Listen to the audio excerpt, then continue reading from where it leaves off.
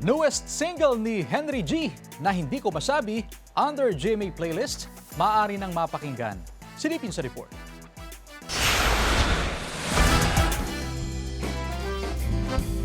Bagong kanta ang tiyak na magugustuhan ng OPM fans dahil available na sa lahat ng digital streaming platforms ang newest single ni Henry G na hindi ko masabi under GMA playlist. Ito na ang second single ni Henry G, 4 na buwan matapos i-release ang kanyang debut single na Di Para Sa Isa't Isa. Ito ay para dun sa mga tao nga may mga feelings or may mga pagtingin dun sa someone nila tapos hindi talaga nila masabi ang kanilang tunay na nararamdaman. Bilang isang trans woman at singer, nais ni Henry G na i-represent ang LGBTQIA+ community sa larangan ng musika at maibahagi ang kanilang kwento.